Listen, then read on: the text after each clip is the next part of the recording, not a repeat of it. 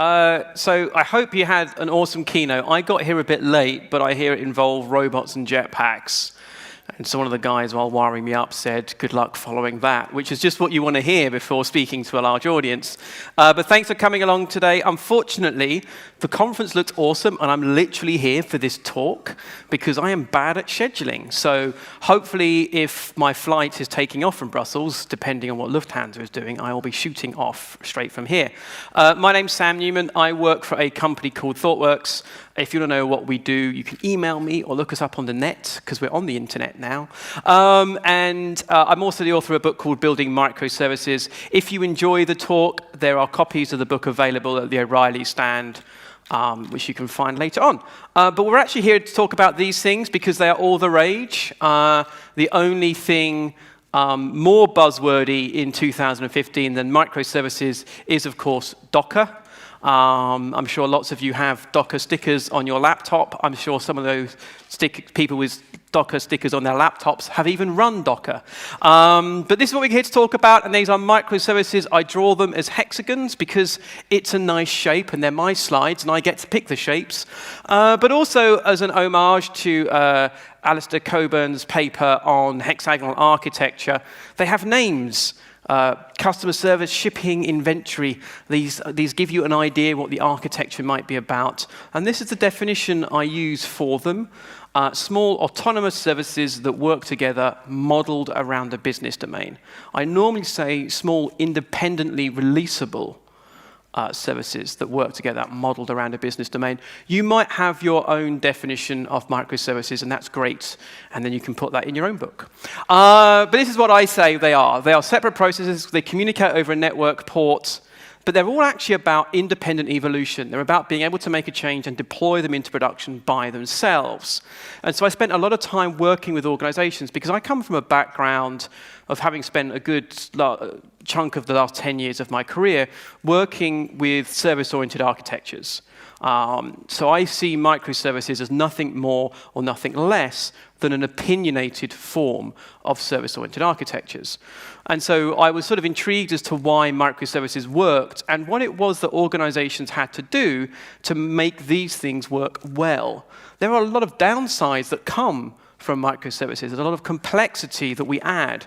How do you sort of chart a path through all around the pitfalls and get the valuable stuff out of it? One of my colleagues, James Lewis, sort of talks about microservices in the context of an architecture that buys options for you. That is to say, you invest in having these smaller, finer-grained architectures, and in exchange for which you get the ability to make lots of different choices. And choices can be good. But when we come from a background of working with more monolithic software, often we only get used to making one or two major decisions a year. We have one main technology stack we use for that monolithic system. We maybe only have one type of persistence store. Maybe only one type of main idiomatic design used in that system. With a microservice architecture, you get to make a lot more choices. And this can actually be a source of a large amount of friction.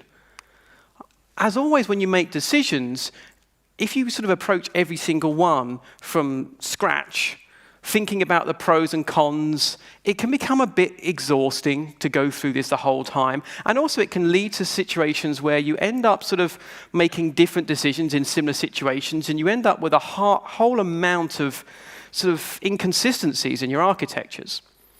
Quite often we use a set of framing principles to help guide our decision making, like a set of value statements that sort of decide how we do something round here.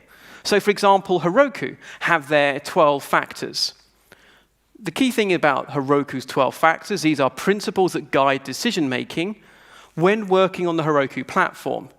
It's actually, all these sets of principles are to achieve some goal. So this stuff, when you follow it well, hopefully your application will work well on the Heroku platform. It's actually a mix of principles, so design decisions, and constraints, the constraints of the Heroku platform itself. But nonetheless, when you're building a platform on Heroku, a system on Heroku, this guides your decision-making, this set of principles. This was a set of principles done by a colleague of mine, Evan Botcher. And sort of the things we talk about in terms of architectural principles typically are sort of what you see in this central column. But Evan really highlighted the fact here that these principles, these things that drive how we're going to design our software, they exist for a reason. And here, they exist to drive the company forward. So here on the sort of leftmost column, we've got a description of what the organization is trying to do. This is an organization that's trying to go fast. They're trying to expand rapidly into new markets. The architectural principles, therefore, are about going fast. There's much less emphasis on being consistent. There's much more emphasis on actually just empowering teams. And then over on the right, Evan has pulled out as distinct from principles these idea of practices. These are mechanisms by which you implement a principle. Evan made the observation that where your company is going doesn't change that often. Maybe once a year, once every 2 years. Our architectural principles, they change a bit more. We learn stuff. We realize that some of our decisions weren't great. And that maybe modifies on a slightly more frequent cycle. And then over here on the right, the practices, the things that are actually the detail, they change quite a bit because technology changes all the time. But nonetheless, by breaking these things apart, this actually allowed this sort of large-ish organization, they now have over 200 developers, to more or less have a good sense of how things are done around here. And they also make sure these principles are driving towards an end goal. This end goal being this company being successful. The 12 factors for Heroku have an end goal. Your application should work on Heroku. So when I was doing my research into microservices, I was thinking, what are the things that organizations do in order to achieve their end goal, which is namely, they get enough of the good stuff out of microservices for it to be worthwhile. So what are the principles that we need to follow to build these things, these small autonomous services that work together? So I've sort of distilled it down. I mean, it's sort of as an earlier version of this in the book, and this is sort of a newer version of this, distilled it down to 8 principles. The first is modeling things around a business domain, because we found that that gives us more stable APIs. Embracing a culture of automation to manage the fact that we've now got a lot more deployable units. Hiding implementation details to allow one service to evolve independently of another. Decentralizing as much as possible, both sort of decision-making power, but also architectural design concepts. Deploying independently, probably the most important principle up there, the idea that you can make a change to a service and deploy it into production without having to make changes to anything else. Consumer first, services, it turns out, exist to be called, and maybe we should think about that. So thinking outside in, not inside out. Isolating failure, making sure that the systems we build are not, sort of more flaky than their monolithic counterparts, which is very easy to do. And making sure our systems are highly observable, making sure it's easy to understand how they hang together and how they behave.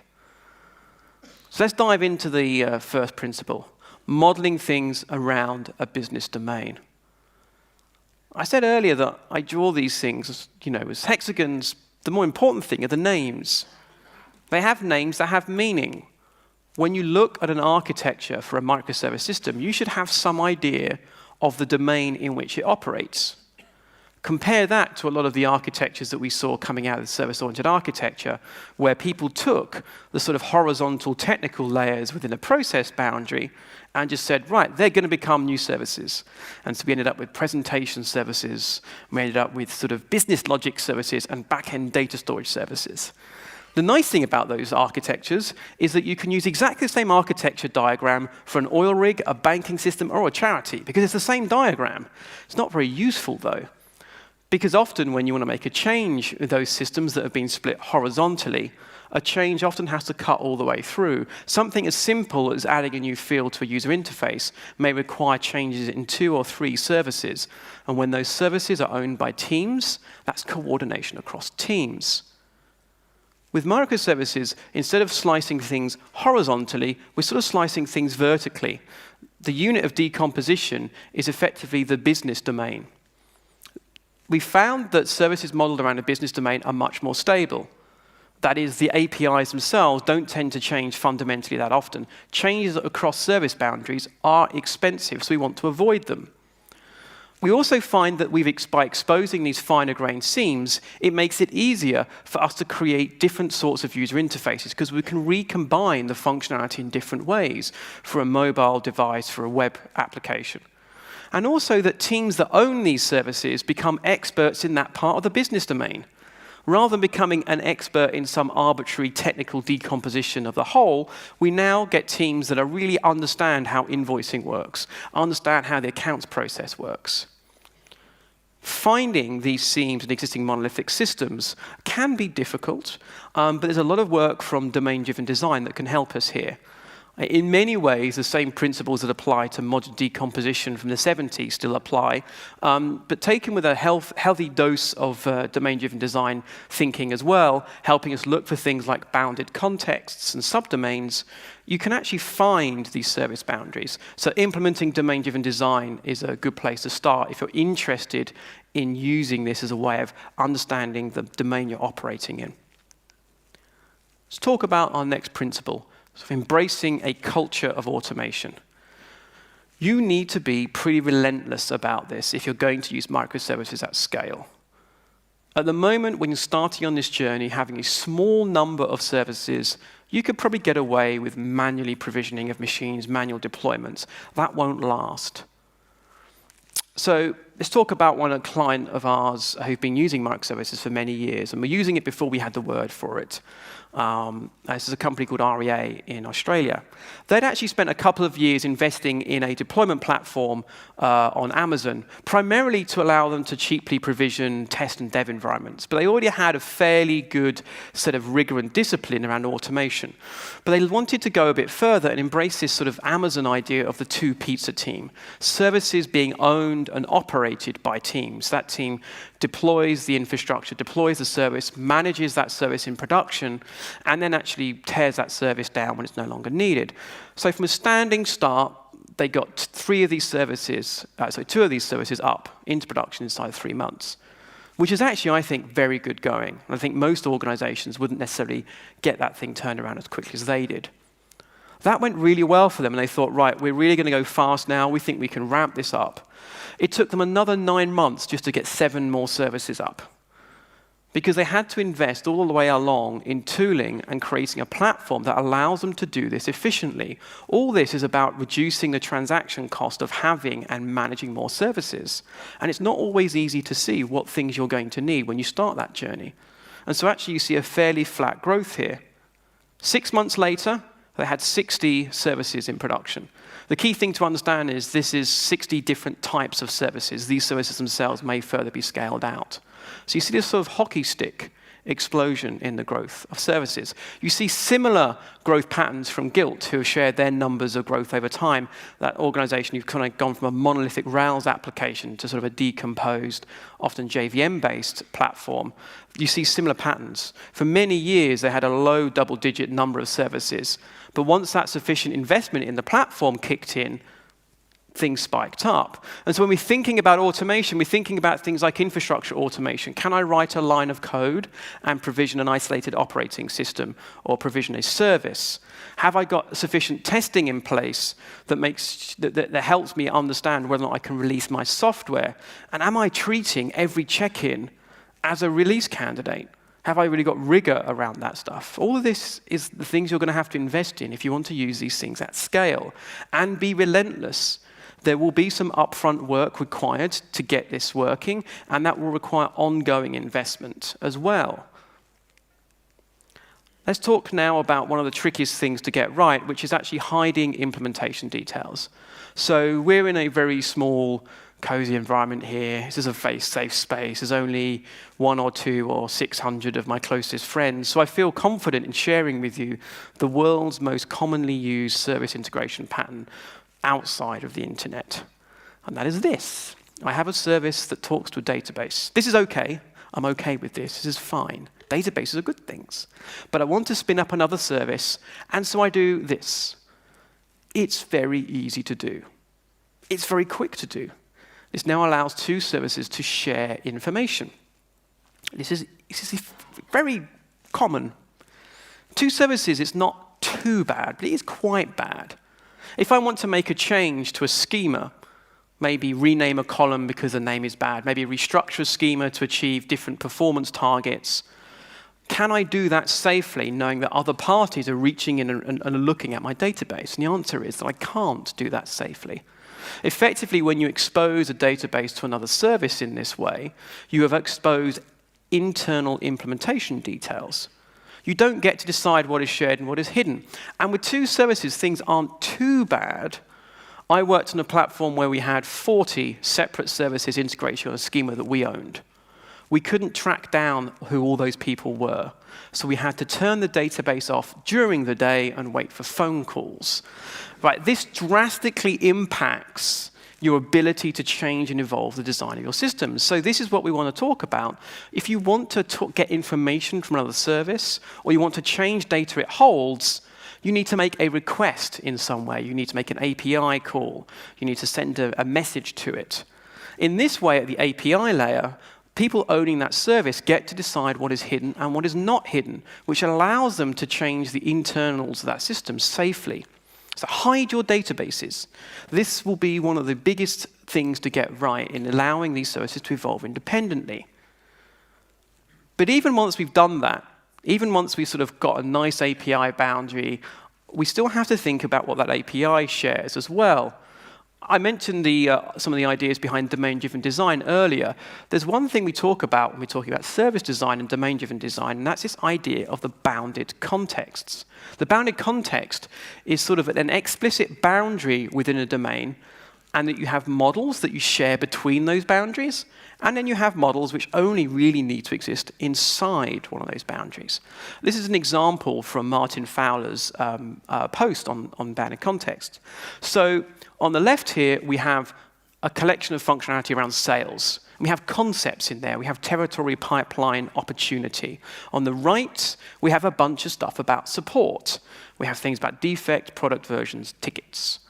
The nice thing about having diagrams like this, again, is that you get a sense of what the domain might be. It was quite useful.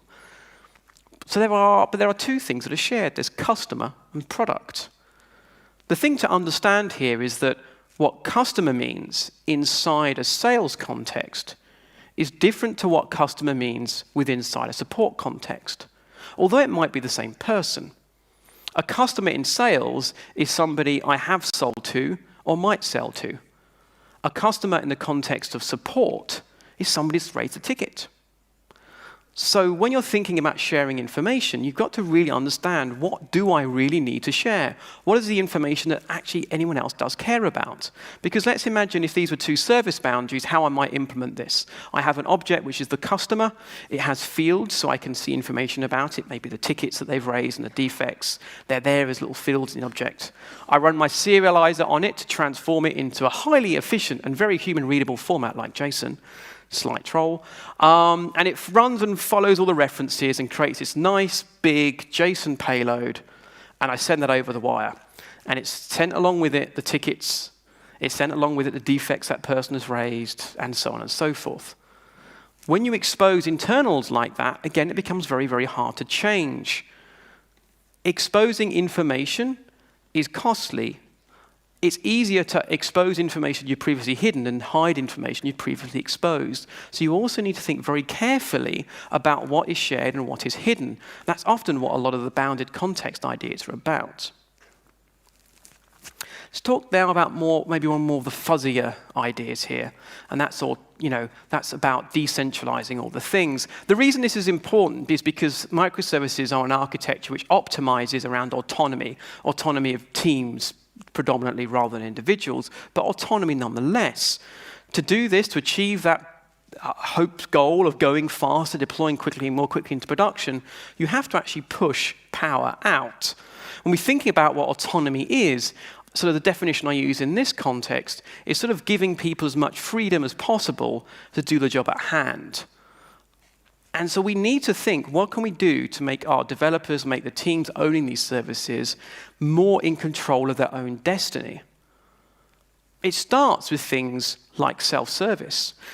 Do I have to raise a ticket to get a machine or provision an environment, or can I just do it myself? That's a very simple thing. Governance is also important.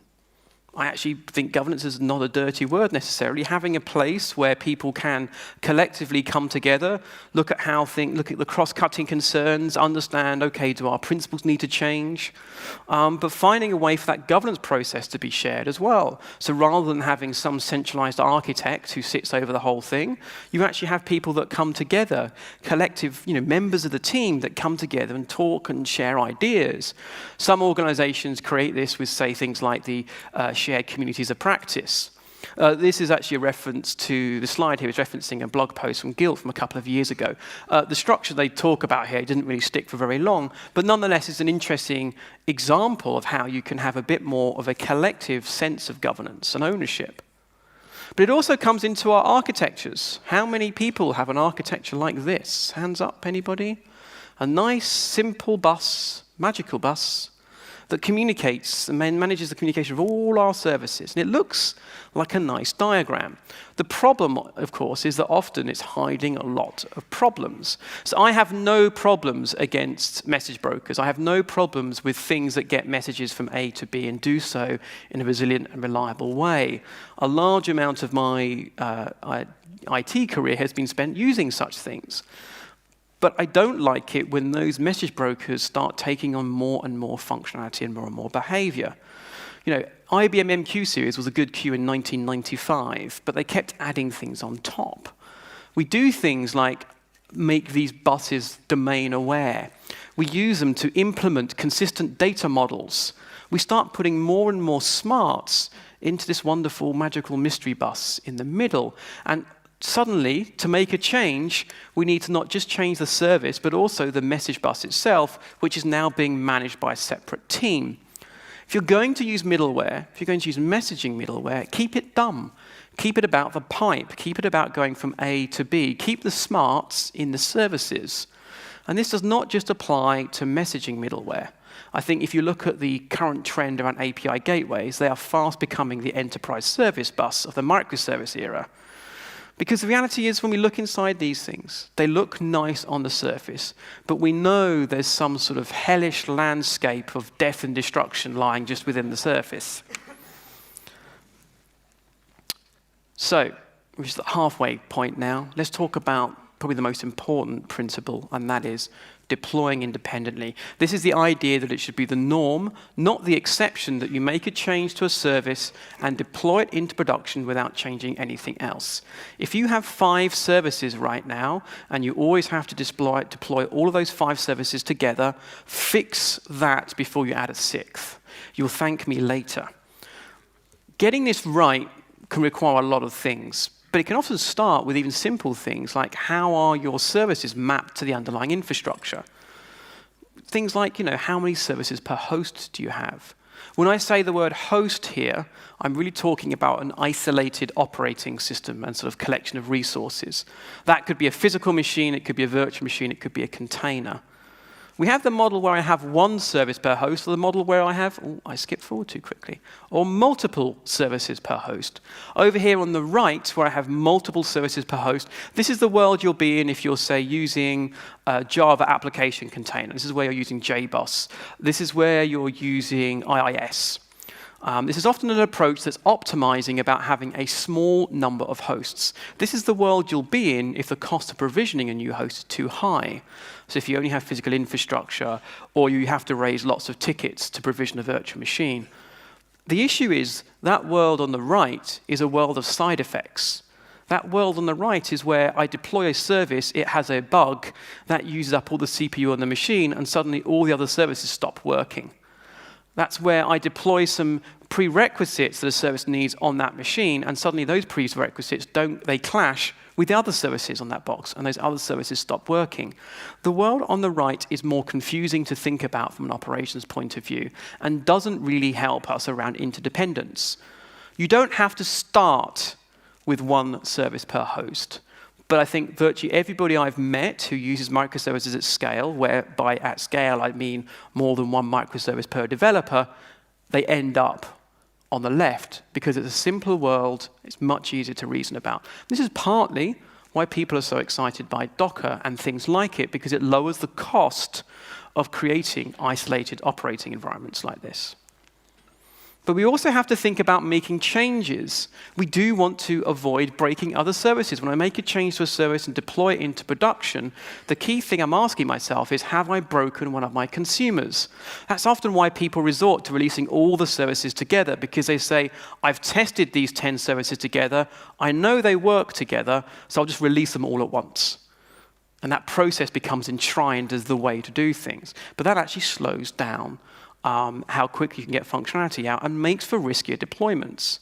But if I want to make a change to one service, in this example, I want to change the inventory service, the key thing is to understand is, have I broken my consumer? So if I deploy a new version of inventory, is shipping still going to work in production?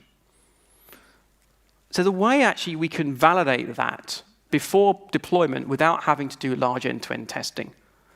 And that's using a technique called consumer-driven contracts. If you think about this communication here, the shipping service has expectations on how the inventory service is going to behave. The issue is those expectations are often implicitly modeled. There are calls in the application code that we can sort of look through and say, okay, if we could distill that down, that's sort of the contract that we have. But that contract isn't explicit anywhere. What we do with consumer-driven contracts is we make that contract explicit, and we make it executable. So we take the consumer team, for example, here would create a set of tests that represent the expectations they have of the inventory service. Those tests are then run as part of the CI build of the inventory team. So every time I check in, I run my consumer-driven contract test. So maybe I bring up the inventory service on my CI node, I execute the expectations against it for the various different consumers I've got. And if one of them breaks, I know not only should I not go into production, but I even know which consumer I've broken. So this is a very good technique. We use this quite a lot now. There are some sort of test tools that can be jury-rigged to support this. There are a few concerns that are quite tricky in this area. And so the tool I like a lot in this space is one called Pact, which is built from the ground up for this purpose. Beth, who runs the project, she's even got a project called Pack Broker, where you can store the expectations for multiple different versions, which means you can validate expectations for multiple different versions of the same consumer before going into production, which is actually something you often want to do. So it's well worth a look. But this allows you to do independent, isolated testing of a service, validate you're not going to break consumers, and go into production without the need for big end-to-end testing. But the problem is sometimes you do actually need to break consumers. You don't want to do it, but you have to sometimes. The key thing here is if we want to embrace the idea of independent deployability, we can't force consumers to upgrade at the same time as we produce a new version of our service API. So we have to think about different models. One of the models I like a lot is actually just coexisting the endpoints. So I'm going to introduce a breaking change. And so what I do is I map existing API calls to my version 1 endpoint. This could be a different namespace with RPC, a different port even. And so that's where my old traffic is going. I put my breaking API is a new version, it's version 2, and I expose that somewhere else, very cleanly identifiable. I then give my consumers time to upgrade. So once they've made the switch, which they could do as maybe a separate release in a few weeks from now, I can then retire the old endpoint. I've used this model quite a few times. I've even had at one time we had 3 different APIs exposed on one service to allow consumers time to upgrade.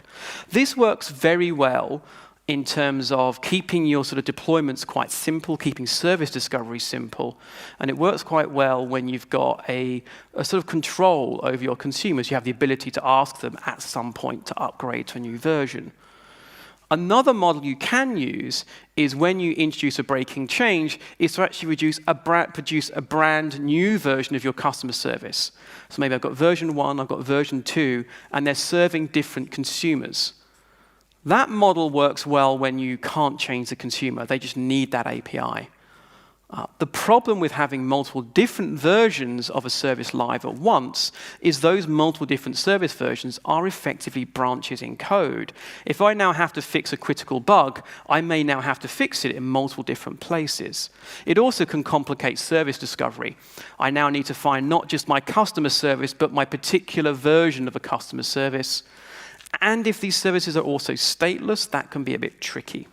But nonetheless, a mix of coexisting endpoints like this and having multiple different versions of the same service are ways in which you can break an API without breaking your consumers. This, in a way, is sort of a version of the expand contract pattern. Once nobody's using an old version of my service, I turn it off. Once somebody's no longer using an old version of my API, I remove that code. Let's talk now about putting the consumer first. Services exist to be called. With a user interface, I suspect that most of us now are quite comfortable with the idea that it might be a good idea to have a kind of either a real user or a fake user look at our design and help us tweak and iterate that design. Some of you may even done guerrilla testing, going out there, watching people use your application, filming them while they're doing it, getting that great feedback. APIs are the same. APIs are a user interface. Their user is just another team. It's another set of developers. So you actually need to think, what is it I need to do to make it easy for them to actually work with my service? Services exist to be called. It's very unsexy. But one of the easiest things you can do to make your life easy is have good documentation. Swagger is winning, and if not, has won the battle in this space as a way of defining documentation for APIs. Most web APIs you'll use will support exposing the JSON for this stuff. This can be often a very easy thing to do. You put a little bit of information on your endpoints, and you can produce nice, shiny documentation. Swagger can go a bit further for you because you can do things like use the Swagger UI to actually execute those endpoints from within your browser. If you think about you're as a person who's consuming this API, you kind of want to explore it, you want to understand how the payloads work. Being able to go to a Swagger UI like this, see the documentation, see example templates of what to execute, actually paste them in, change the fields and hit execute and maybe run against a developer version of that service, that's great feedback for actually someone writing a service to consume your API. Even other things can help too. Even knowing what's actually running out there can be useful. Many of you may have heard of service discovery tools. I don't tend to like using service discovery tools very early on because I think they're really about scale. But nonetheless, these sorts of systems give you information about what is running where. I tend to favor console in this space. This is something really, though, designed around having one machine talk to another machine, and not necessarily often very useful for human beings. But they do expose information that can be useful. As a consumer, I now could get hold of what's running where. Then all you need to do is a little bit of work and actually get that information out and present it in a nice fashion. A colleague of mine, Halvard in Australia, coined this term of the humane registry. A registry not designed for other machines, but a registry designed for human beings. So he started off with a wiki page. If you've got information and documentation about your service via Swagger, I've got actual runtime dynamic information about my services held in something like a service discovery system, just create a wiki page for your service and pull that information into one place. As a consumer, I go to that page, I can maybe even find out even weird things like, who should I email when it doesn't work? I've been in a few organizations where you don't even know who created this thing, and that's quite scary, believe me. But I can see the documentation, I can see how it's running, I can see, maybe even some stats. Creating things for human beings is quite important in the microservice world, and we'll touch on this idea of sort of making things easier to understand in a moment. Let's talk now about isolating failure. It's an unfortunate misunderstanding of distributed systems that some people have, but they sort of assume that just by breaking up, say, a set of functionality across multiple machines, that your systems will automatically be more resilient. That's actually not true. It's actually much easier to make things less resilient. Well, think about it, right? If your application is running across more machines have a failure rate. There are now more machines in your system that could fail. There are more network boundaries. There are more networks that could partition, that could time out. You've effectively expanded your surface area of failure. And so unless you've also built your application to handle that failure, your system will be less resilient. True story, a couple of years ago, I was working at a client. They'd taken a monolithic .NET application, they'd split it up into 12 pieces, and they were running this in production, and they said to me, Sam, whenever one of these services stops working, everything stops working. A friend of mine has likened this to a distributed single point of failure. Somebody else talked about it as being like you've taken your brain and chopped it up into 12 pieces and put it into 12 different jars. That system my suggestion was to merge it all back together because it'd probably be more resilient. The issue is they hadn't thought about what failure means. Now, it's not just other people that do this. I also did this. I was the lead on a project a few years ago. This was for a classified ads website. They worked in multiple verticals, like you could buy a guitar and a cement mixer from them. And so they'd built up all these old legacy applications to support different verticals over time, and we were working to move these onto a new technology stack. And we used a pretty common migration pattern, actually a pattern you'll use a lot if you are looking to move towards microservices, and that's this idea of a strangler application. Effectively, a strangler application is something that intercepts calls to the old system and potentially redirects them to the new code. And over time, you get rid of the old code until only really your new code exists. So in this example, we were proxying requests to the downstream applications, and that was fine. So for the verticals that got less traffic, that were less valuable to the organization, we were leaving those and focusing on where the money was. Around about 10 production nodes. Normally, we would have only about 30 to 60 concurrent requests at any given point in time per node at peak, but we'd have about 6,000 to 8,000 requests per second coming in, but most of that was very aggressively cached. So these were the by design cache misses, effectively.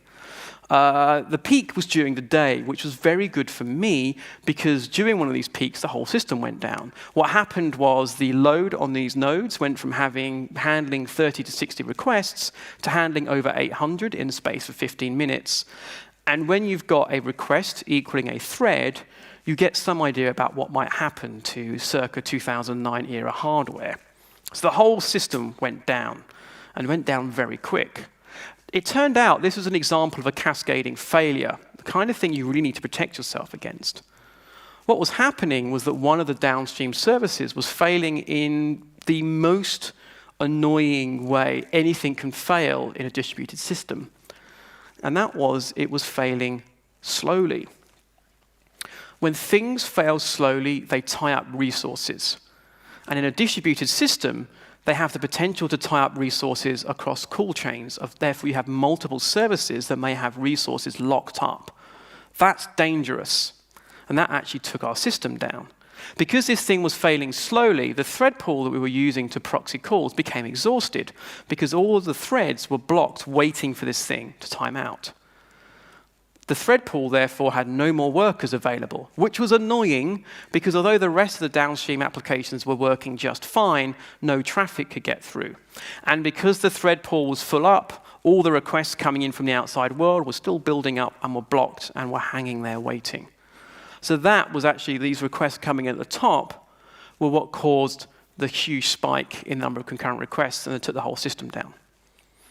So this was just one of our applications, a very old one, that one day decided to be slow, and this cascaded up and took out our entire system in 15 minutes.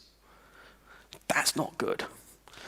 So we fixed this in actually a few different ways, and these actually ended up, I didn't realize at the time, a fairly common set of patterns that you'll use to really make these systems more resilient. The first thing we did was recognize that the timeouts were hopelessly wrong. We were waiting 2 minutes for these downstream services to respond. No human being, even in 2009, waits 2 minutes for a web page to load.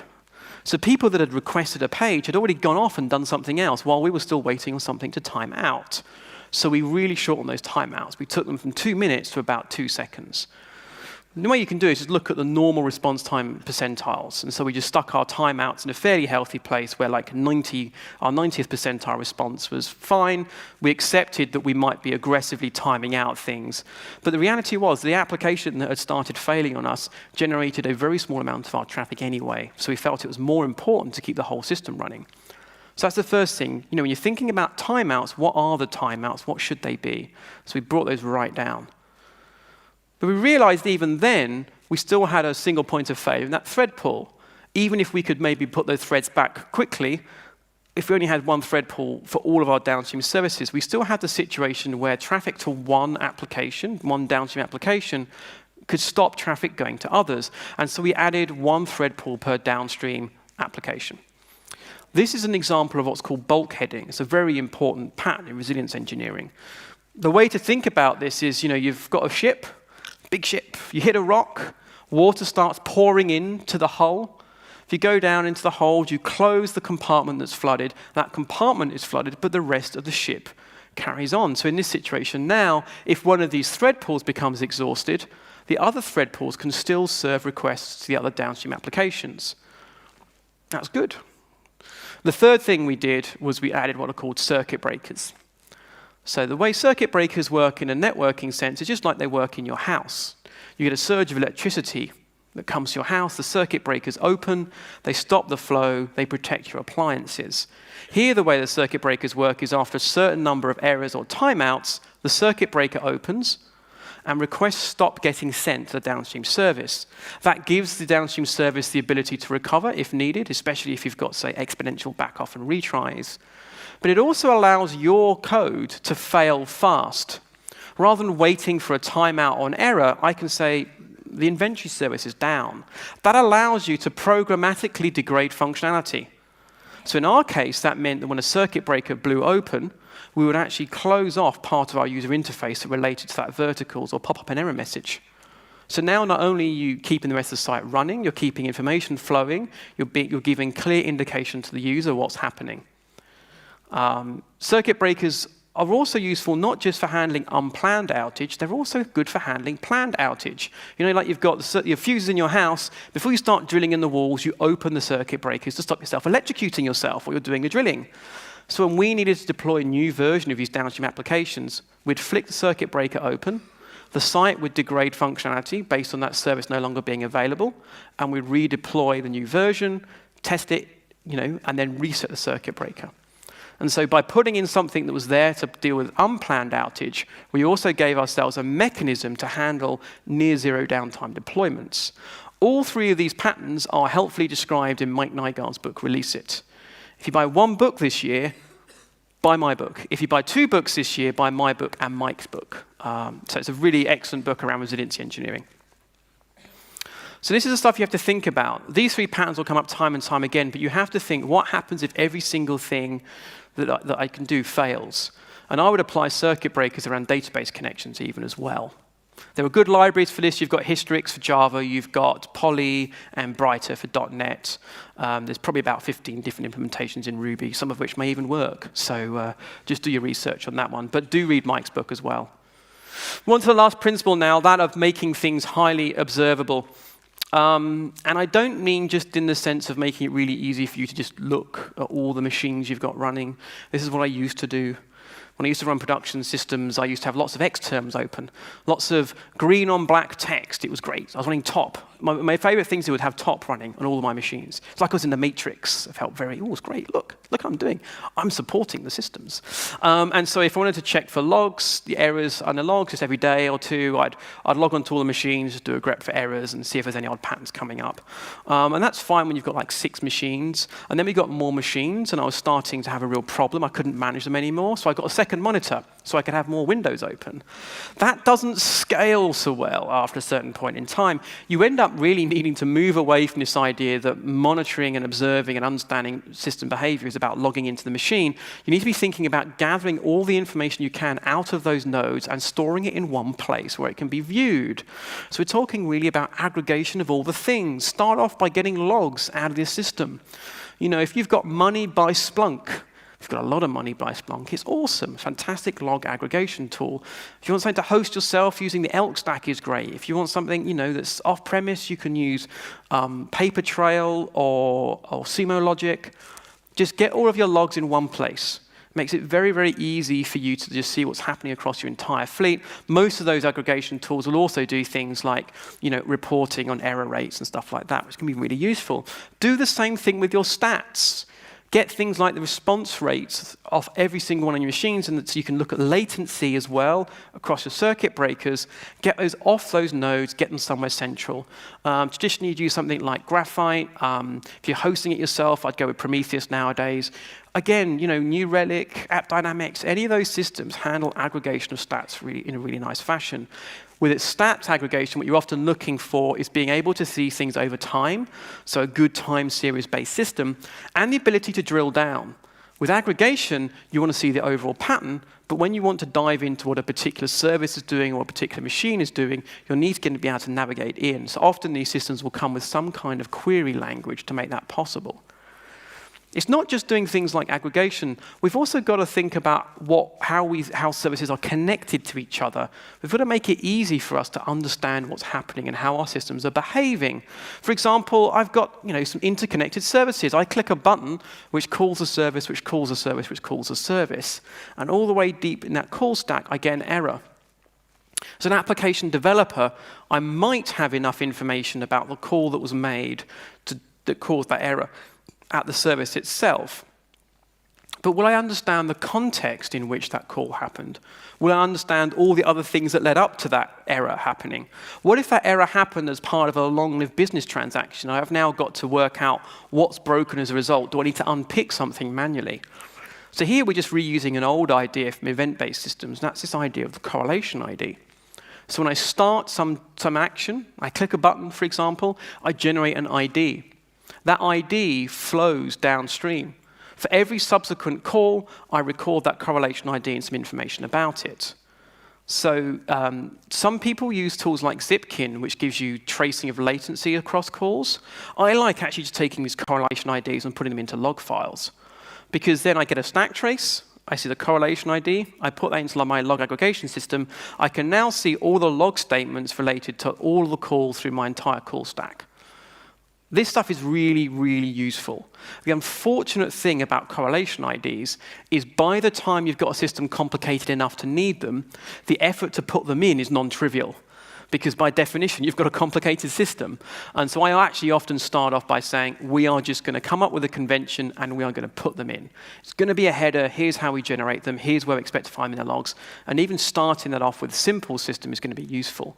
One of my clients, who was a very overachieving sort of person, came up with this really nice idea, which he used, we were talking about this idea of data, logs as being like data. And so he wrote a little program that, given a correlation ID, would actually draw pictures of the services and how the services were communicating. There's having a piece of documentation that says this service talks to this service, and then there's drawing pictures of it based on correlation IDs coming out of your live production logs. That stuff is just really useful. So let's summarize. Let's talk about our 8 principles again. Modeling things around a business domain leads to services that have more stable API boundaries. It's easier to reuse them in different ways for different user interfaces, and it makes teams that own them experts not just in the domain themselves, but also the service ownership themselves, and avoids lots of cost-cutting changes. Embracing a culture of automation is key to allow you to manage all of these multiple different services that are flying around. Hiding implementation details is essential if you want to evolve the internals of one service without breaking others. Decentralize things. Avoid smart middleware. See if you can push decision-making into your team. Lower the barriers to entry for teams to look after and manage things themselves. Deploy things independently. This is actually the golden rule. If the only thing you remember out of this presentation, actually, if there's only one thing, it's to buy my book. If there are 2 things you're going to remember, it's this. This is what you need to aim for. You need to be able to make a change to a service and deploy it into production in isolation of everything else. And if you can do that reliably, you're in a very good place. Place your consumer first. It's a very soft thing. Services exist to be called. Think outside in. Make sure you understand where your sources of failure are. Every single communication between one service and another is a potential place where something can go wrong. Plan for that, understand it, and know what you're going to do about it as a result. And finally, make sure you build your systems to be observable. Building things in like correlation IDs aggregating stuff in a consistent and standard way is very important. If you want more information about the book, you can find it at buildingmicroservices.com. There's a bunch of copies I signed that you can buy, and there's 40% off. You can also find links to my blog, where I'm sort of blogging about new patterns and new research I've done subsequent to this. But thank you very much for your time.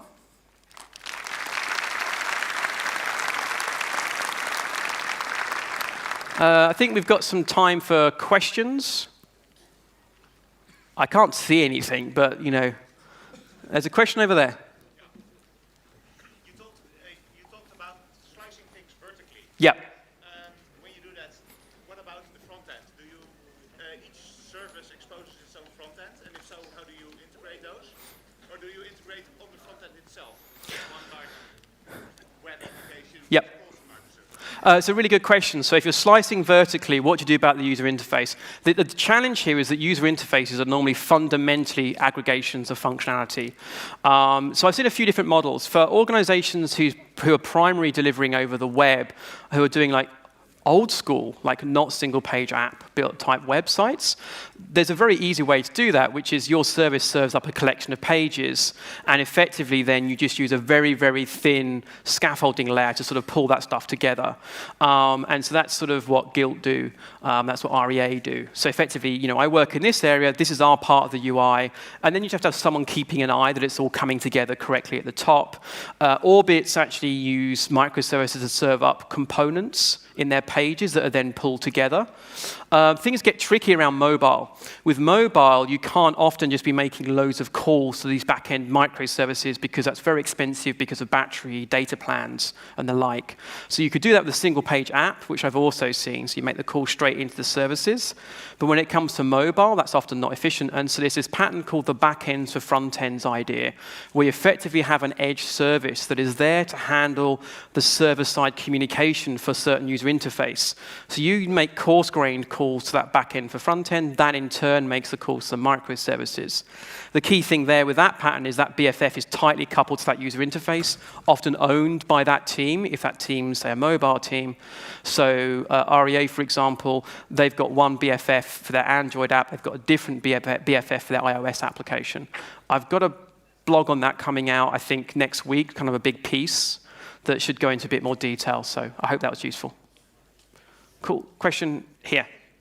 If you have, for example, a customer service, and it's used by two other services, but which you showed were not related to each other and have a different need of the customer, do you propose then to make endpoints for those different services on that customer service, or make two kind of services? Yeah, so the question there was, if I've got a customer service and I've got two different services that need different things from the customer, would the idea be here like that one is storing some set of information about a customer and another is storing other information about the customer? Is that sort of the example?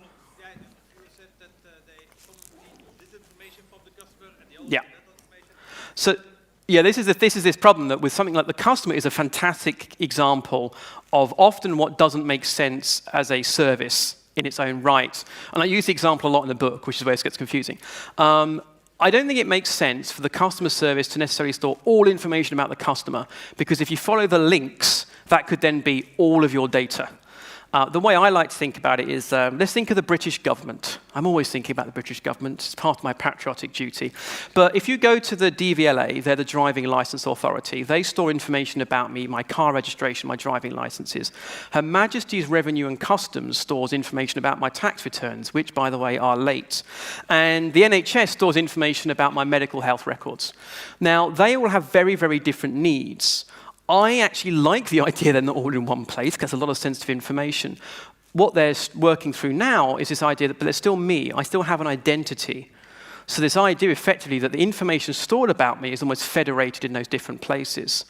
For something like a customer service on a very simple system, I might be inclined to have most of the information there.